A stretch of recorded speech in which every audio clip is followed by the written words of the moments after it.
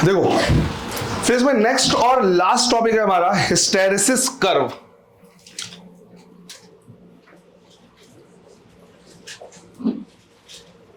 Hysteresis curve या hysteresis loop भी हम बोल सकते हैं।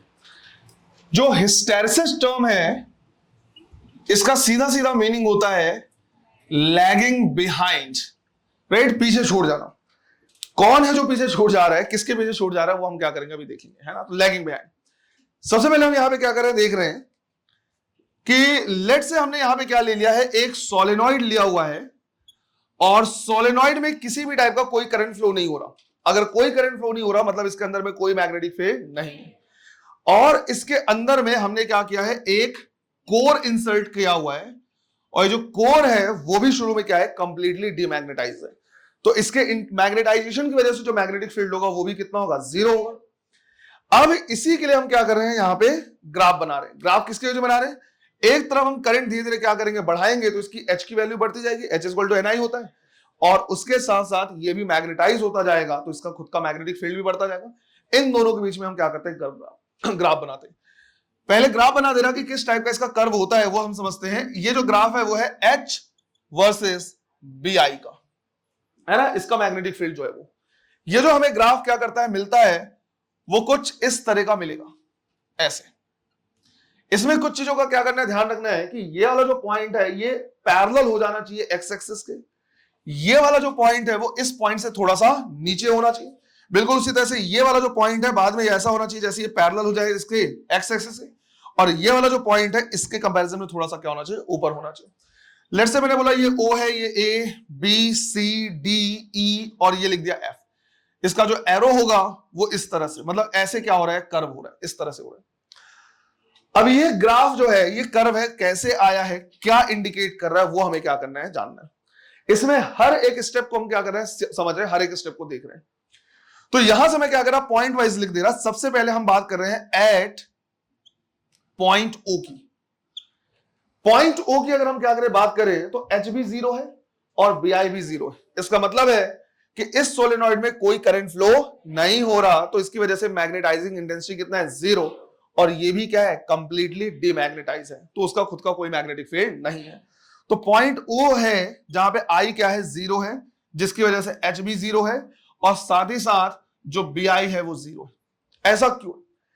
जैसे मान लो मैंने बोला कि भाई लोहे का टुकड़ा, लोहे का कोर ले लिया, तो हमें पता है लोहे का हर एक एटम अपने आप में मैग्नेट है, लेकिन उसके बावजूद जो कहीं भी लोहे का टुकड़ा मिलता है तो ऐसा नहीं कि दूसरे लोहे के साथ क्या करे, अट्रैक्ट करे, रिपेल करे, क्योंकि उसके जो डोमेन्स होते हैं वो कंप्लीटली क्या होते हैं, रैंडम होते हैं। तो मैं इन टर्म्स ऑफ डोमेन यहां पे समझाने की कोशिश कर रहा हूं, बाद में तुमको एक दो दो लाइन क्या कर लेना, हर जगह पे लिख भी लेना है। तो ये वो पॉइंट है जहां पे उसके जो डोमेन्स हैं वो बेसिकली क्या है, कंप्लीटली रैंडम है। ये टोटल क्या है, रैंडम है, और टोटल अगर ये रैंडम है तो ये इस तरह से हमें दिखेंगे। क्लियर है ये? तो यहां पे जो डोमेन्स हैं वो क्या कैसे हैं, कंप्लीटली रैंडम। हम बात कर रहे हैं पॉइंट O की। इसके बाद धीरे धीरे धीरे धीरे इसमें हमने करंट क्या किया, बढ़ाना शुरू किया, राइट। धीरे धीरे सोलेनॉइड में करंट बढ़ा रहे हैं। जैसे जैसे करंट बढ़ाते जाएंगे वैसे वैसे H भी बढ़ता जाएगा, और जैसे जैसे H बढ़ता जाएगा इसमें इसके सारे डोमेन्स में क्या लगेगा, टॉर्क लगेगा, और ये घूमना शुरू होंगे, अलाइन होना शुरू करेंगे। तो सेकंड पॉइंट हम जो क्या कर रहे हैं, लिख रहे हैं, दूसरा लिख रहे हैं, वो लिख रहे हैं O2A के लिए। O2A में हम करंट क्या कर रहे हैं, बढ़ा रहे हैं। करंट के साथ साथ H बढ़ रहा है और H के साथ साथ Bi बढ़ रहा है, और बेसिकली हो ये रहा है कि इसका जो डोमेन्स था, जो पहले क्या था, कंप्लीटली रैंडम था, वो अब थोड़ा सा क्या हो रहा है, अलाइन होना शुरू हो जा रहा है। अगर तुम इसमें देखो तो इसमें भी ऑलमोस्ट रैंडम है, लेकिन सबका जो डायरेक्शन है वो लगभग क्या है, एक तरफ है। तो धीरे धीरे अलाइन होना शुरू कर रहे हैं। जैसे जैसे ये अलाइन होना शुरू करेंगे वैसे वैसे इसके मैग्नेटिक फील्ड क्या होता जाएगा, बढ़ता जाएगा, लेकिन एक लिमिट तक। कहां तक, सिर्फ A तक। A वो पॉइंट है जिसके बाद अगर तुम H की वैल्यू को कितना भी बढ़ा लो, ये मैग्नेटिक फील्ड इसका कोर का और ज्यादा नहीं बढ़ सकता। क्यों नहीं बढ़ सकता? क्योंकि हम सैचुरेशन पॉइंट पे क्या हो चुके हैं, पहुंच चुके हैं। तो अगर हम बात करें कहां पे, एट पॉइंट A की, तो ये वो पॉइंट है जहां पे जो डोमेन्स हैं वो बिल्कुल प्रॉपर क्या हो चुके हैं, अलाइन हो चुके हैं। इससे ज्यादा अलाइनमेंट इनमें नहीं हो सकता। तो यहां पे जो है वो प्रॉपर अलाइन। अब करंट तुम कितना भी बढ़ा लो, इससे ज्यादा अलाइनमेंट बढ़ नहीं सकता, तो इस मटेरियल का मैग्नेटिक फील्ड इससे ज्यादा नहीं बढ़ सकता, इसलिए क्या हो गया, पैरेलल हो गया। अब करंट और ज्यादा बढ़ाने का कोई मीनिंग नहीं। अब करंट अगर बढ़ाने का मीनिंग नहीं है तो हम करंट को अब धीरे धीरे क्या करने लगे, कम करने लगे। डायरेक्शन वही है, बस करंट की वैल्यू धीरे धीरे क्या हो रही है, कम होती जा रही है। जब करंट की वैल्यू धीरे धीरे कम हो रही है तो अब हम बात कर रहे हैं A to B. A to B current धीरे धीरे कम कर रहे हैं। करंट की जो वैल्यू हम धीरे धीरे क्या कर रहे हैं, कम कर रहे हैं, तो जो H होगा वो भी धीरे धीरे क्या होगा, कम होगा। और उसके साथ साथ जो BI है वो भी धीरे धीरे कम होने लगा। क्यों? जिसने इसको प्रॉपर अलाइन कर रखा था वो वैल्यू कम हो रहा है, तो इसमें जो रैंडमनेस है वो धीरे धीरे फिर से क्या होने लगेगी, बढ़ने लगेगी। तो ये जो प्रॉपर अलाइनमेंट था, इन डोमेन्स का जो अलाइनमेंट है वो धीरे धीरे कम होने लगा है, लेकिन अभी भी पूरी तरीके से रैंडम नहीं है। अगर तुम देखो तो ये कंप्लीटली रैंडम नहीं कहलाएगा, है ना, कंप्लीटली अलाइन भी नहीं है, कंप्लीटली रैंडम नहीं, एक पर्टिकुलर डायरेक्शन में, और धीरे धीरे क्या होने लगा, कम होने लगा। अब हमारा एक्सपेक्टेशन ये था कि अगर हम जिस करंट को यहां पे फ्लो करा रहे थे, जिसकी वजह से ये मैग्नेटाइज हुआ था, अगर हम इसको जीरो कर देंगे तो ये भी क्या हो जाएगा, जीरो हो जाएगा। हमारा एक्सपेक्टेशन ये था, पर ऐसा नहीं हुआ। कम करते करते करते करते हम पहुंचे बी पॉइंट पे। बी पॉइंट वो है जहां पे एच की वैल्यू या सोलेनॉइड का करंट कितना हो गया, जीरो हो गया है, लेकिन बीआई की वैल्यू जीरो नहीं हुई है, क्योंकि करंट जीरो करने के बावजूद ये पूरी तरीके से रैंडम नहीं हुआ। इसने कुछ मैग्नेटिक प्रॉपर्टी क्या कर ली है, रिटेन कर ली है। तो पॉइंट बी कहलाता है रिटेंटिविटी, या इसका एक और नाम होता है रेमिनेंस। ये बताता है कि अगर एक्सटर्नल फील्ड को हम क्या करते हैं, हटा ले, तो उसके बावजूद वो जितना मैग्नेटिक फील्ड क्या करता है, रख लेता है, स्टोर करके रखता है, उसी को बोलते हैं क्या, रिटेंटिविटी। समझ में आ रहा है?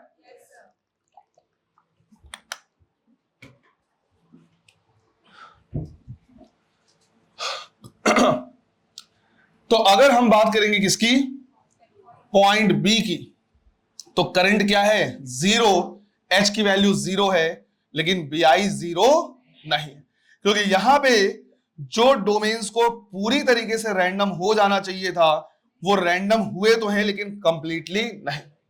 अब तुम देखो इसमें, तो ये एक पर्टिकुलर डायरेक्शन क्या करता है, रिप्रेजेंट करता है।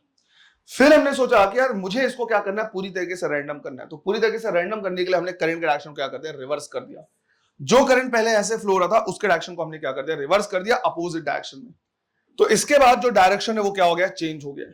तो जब बी टू सी हम क्या करने जा रहे हैं, बी टू सी, तो हमने क्या कर दिया, करंट बढ़ा रहे हैं, लेकिन किसमें, अपोजिट डायरेक्शन में। इसके साथ साथ एच भी बढ़ रहा है, किसमें, अपोजिट डायरेक्शन में। और ये अब क्या हो रहा है, ज्यादा रैंडम हो रहा है। इसका रैंडमनेस क्या होने लगेगा, बढ़ने लगेगा। इस तरह से जो रैंडमनेस है वो क्या हो रहा है, बढ़ रहा है। अगर तुम ध्यान से देखो, अभी भी मैंने इसको कंप्लीटली रैंडम नहीं किया, राइट। रैंडमनेस हालांकि क्या हो रहा है, बढ़ रहा है इस तरह से। और करते करते करते करते जैसी पॉइंट सी पे पहुंचेंगे, ये पूरी तरीके से क्या हो जाएगा, रैंडम हो जाएगा, क्योंकि यहां पे कोर का मैग्नेटिक फील्ड कितना हो गया, जीरो। तो हम लिखेंगे eight point C. C point वो है जहां पे ये पूरी तरीके से क्या हो चुका है, रैंडम हो चुका है, राइट। ये पूरी तरीके से क्या हो गया है, रैंडम हो गया है। इस तरह से बात आ रही समझ में। और यहां पे मैग्नेटिक फील्ड जीरो हो गया। तो इसको, कोर को पूरी तरीके से डीमैग्नेटाइज करने के लिए इतना अपोजिट डायरेक्शन में हमको मैग्नेटाइजिंग इंटेंसिटी देना पड़ा, तब जाके हम इसको डीमैग्नेटाइज कर पाए। तो जितना अपोजिट डायरेक्शन में मैग्नेटाइजिंग इंटेंसिटी देना होता है इसको पूरी तरीके से डीमैग्नेटाइज करने के लिए, दैट इज नोन एज कोएर्सिविटी। उसको बोलते हैं क्या, कोएर्सिविटी। कोएर्स इंग्लिश का टर्म है, कोएर्सिव फोर्स इंग्लिश का टर्म है, मतलब होता है जबरदस्ती, है ना, एक्सटर्नल फोर्स का यूज करके। जैसे बोला जाता है जब भी टॉर्चर करके किसी से जब सबूत निकलाए जाते हैं तो कोएर्स फोर्स यूज करना, है ना, जबरदस्ती वैसा। तो अपोजिट डायरेक्शन में जो हमने क्या किया है, एच की वैल्यू दी है इसको डीमैग्नेटाइज करने के लिए। तो पॉइंट से भी ये कंप्लीटली क्या हो गया, डीमैग्नेटाइज हो गया। हम लोग सोचा एक काम करते हैं, जो अपोजिट डायरेक्शन में हम करंट क्या कर रहे हैं, दे रहे हैं, उसकी वैल्यू और बढ़ाते जाओ। अब अगर अपोजिट डायरेक्शन में करंट की वैल्यू फर्दर बढ़ाते जाएंगे तो क्या होगा, अब ये जो कंप्लीटली डीमैग्नेटाइज हो गया था, अब ये अपोजिट डायरेक्शन में धीरे धीरे क्या होने लगेगा, अलाइन होना शुरू हो जाएगा। ये अपोजिट डायरेक्शन में अलाइन होना शुरू हो जाएगा। तो नेक्स्ट हमारे पास सी तक पहुंच गए, सी से डी। तो C to D, C to D में क्या हो रहा है, यही जो करंट अपोजिट डायरेक्शन में वो क्या हो रहा है, बढ़ रहा है, और ये अब अपोजिट डायरेक्शन में धीरे धीरे क्या होने लग रहे हैं, अलाइन होने लग रहे हैं। ये देख रहा है डायरेक्शन इसका क्या हो गया, चेंज हो गया है, हालांकि पूरी तरीके से अलाइन नहीं हुए लेकिन अपोजिट डायरेक्शन में अलाइनमेंट बढ़ गया। और करते करते करते करते जब हम डी पॉइंट में पहुंचेंगे तो ये फिर से किसमें हो गया, क्या हो गया, पैरेलल हो गया।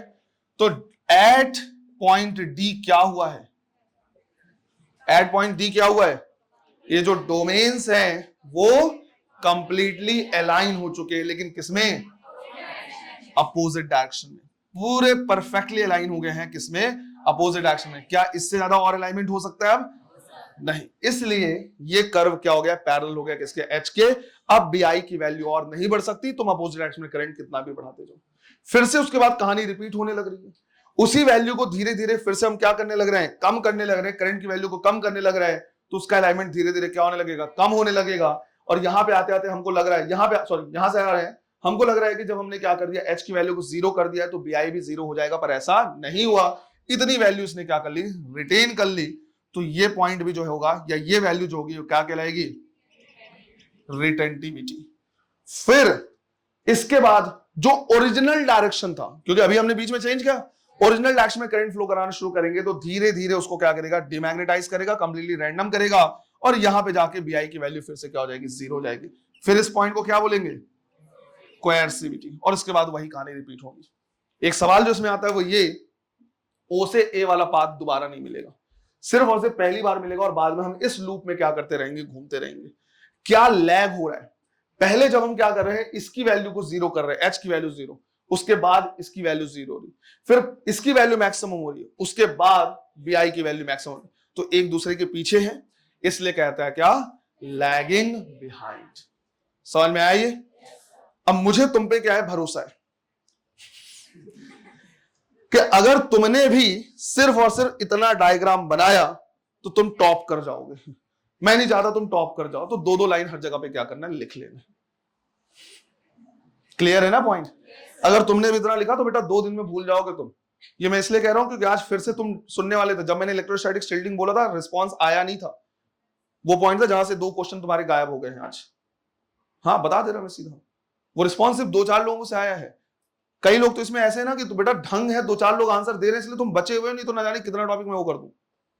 मैंने तुमको पहले ही बोला है, जितना तुम पढ़ोगे उतना मैं पढ़ाऊंगा। तुमसे पूछा था इलेक्ट्रोस्टैटिक टिल्टिंग, पढ़ाया हुआ था, रिस्पॉन्स नहीं आया था तुम्हारा, आधे ज्यादा को याद ही नहीं है। जबकि वो ऐसा क्वेश्चन है तुरंत आंसर के, हाँ सर कंडक्टर के अंदर इलेक्ट्रिक फील्ड कितना होता है, 0 होता है ना। तो ध्यान रखना इस चीज को, यहां पे तुमको क्या कर लेना है, लिख लेना है, अदरवाइज क्या करोगे, मिस कर जाओगे। क्लियर है ये? चलो, तो हिस्टैरिसीस कर्व में इनका पहले क्या कर लेना है, डेफिनेशन लिख लेना है। पहला लिखना है रिटेंटिविटी, पहला लिखना है retentivity.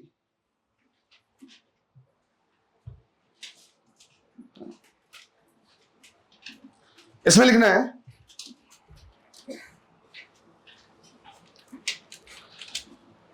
the value of magnetic field, the value of magnetic field retained by the core, the value of magnetic field retained by the core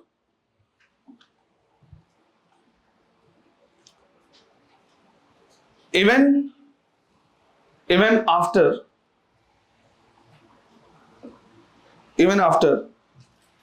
removing the external, even after removing the external magnetizing intensity, even after removing the external magnetizing intensity। तो external magnetising intensity remove करने के बाद भी जो core magnetic field क्या करता है, retain करके रखता है, that is known as retentivity. Second लिखना है कोएर्सिविटी, कोएर्सिविटी। इसमें लिखना है value of magnetising intensity, value of magnetising intensity needed in opposite direction, needed in opposite direction to completely demagnetize, needed in opposite direction to completely demagnetize a core is called coercivity, is called coercivity. तो जितना magnetic field retain कर लेगा वो कहलाएगा retentivity, और जितना external या फिर मैग्नेटाइजिंग इंटेंसिटी चाहिए होगी अपोजिट डायरेक्शन में वो कहलाएगा क्या? कोएर्सिविटी, वो कहलाएगा कोएर्सिविटी। क्लियर है ये? सॉफ्ट आयरन के लिए ये जो कर्व होता है वो बिल्कुल ऐसे छोटा सा होता है, उसकी कोएर्सिविटी क्या होती है? काफी कम होती है, बहुत जल्दी अपने आप क्या होता है? डिमैग्नेटाइज हो जाता है। जबकि स्टील के लिए जो कर्व होता है वो काफी बड़ा सा होता है, कोएर्सिविटी और रिटेंटिविटी क्या होती है? ज्यादा होती है। यहां से दो थ्योरेटिकल क्वेश्चन पूछता है, पहले क्वेश्चन लिख लेना, इसको तुम अपना नोट करते रहना। पहला क्वेश्चन लिखना है, a permanent magnet should have, a permanent magnet should have, option A high retentivity, high coercivity,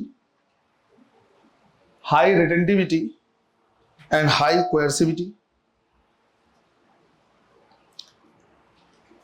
Second, high retentivity, low coercivity, high retentivity, low coercivity. Third, low retentivity, high coercivity. Fourth, low retentivity, low coercivity. तुम क्या पूरा लिख रहे हो यार? ये तुम क्या ऐसे लिख रहे हो? पहले में अगर तुमने लिख लिया हाई रिटेंटिविटी, हाई कोएर्सिविटी, फिर तुम लिख रहे हो लो रिटेंटिविटी। तुमको ये नहीं सिखाया गया क्या ऐसे वाला टर्म? ये टाइम पास ही करना सीखा है तुमने, टाइम वेस्ट ही करना सीखा हुआ है। जहां पे तुमको टाइम देना चाहिए वहां पे तुम टाइम नहीं दे रहे हो, जहां पे तुमको समझना चाहिए, सुनना चाहिए, तो वहां पे टाइम नहीं दे रहे हो, और बार बार उसी चीज को लिख रहे हो। हाई रिटेंटिविटी, हाई कोएर्सिविटी लिखो, नीचे भी लिख रहे हो लो पूरा रिटेंटिविटी एंड पूरा कोएर्सिविटी। तुमको ये नहीं पता क्या कि अगर सिमिलर टर्म है तो बिल्कुल इस तरह से कर दो? टाइम बचाना नहीं आता और तुम टाइम मैनेजमेंट के लिए पूछते रहते हो गधे के। पूरा वही लिख रहे हो, हाई रिटेंटिविटी, हाई कोएर्सिविटी, फिर पूरा का पूरा लिखा हुआ है नीचे लो रिटेंटिविटी एंड लो कोएर्सिविटी। बेवकूफ कहीं के साले। क्या होगा आंसर?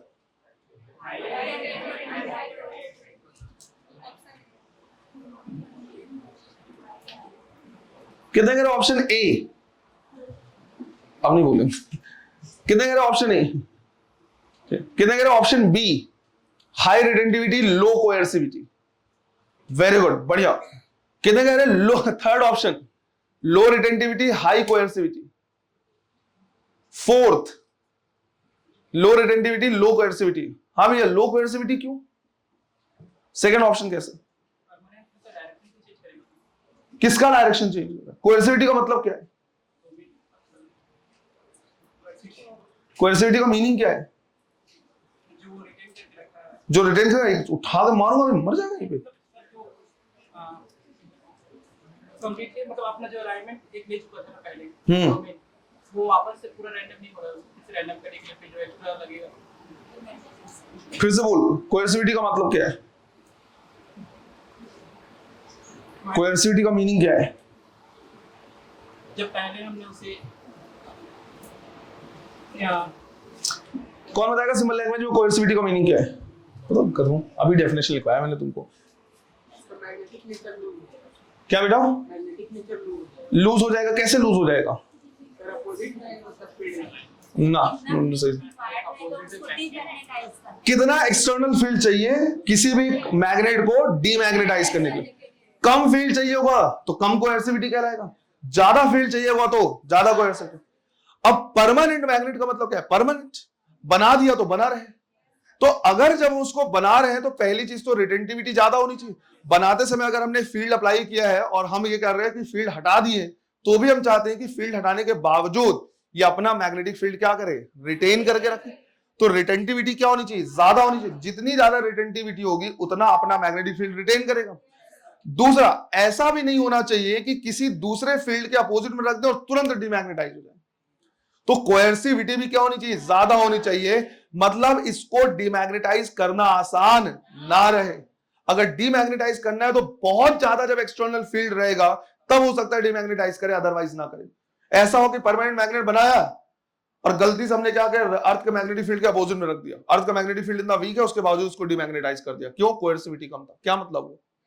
तो कोएर्सिविटी भी हाई होनी चाहिए, हाई रिटेंटिविटी एंड हाई कोएर्सिविटी। मैं तुमको सजेस्ट करूंगा कि इसका एक्सप्लेनेशन भी लिख लेना, इतनी अच्छी मेमोरी जो है तुम्हारी, है ना। इसका एक्सप्लेनेशन भी लिख लेना कि भैया क्यों रिटेंटिविटी ज्यादा होनी चाहिए, बिकॉज एक्सटर्नल फील्ड को हटाने के बाद वो फील्ड क्या कर पाए, अपना रिटेन करके रख पाए। कोएर्सिविटी ज्यादा होनी चाहिए ताकि कोई ऐसा नहीं कि ऐरा गहरा कोई भी मैग्नेट आए और उसको डीमैग्नेटाइज करके चला जाए। समझ में आया? ठीक। एक क्वेश्चन और लिखना है, an electromagnet should have, an electromagnet should have, वही चारों ऑप्शन है, वही चारों ऑप्शन है।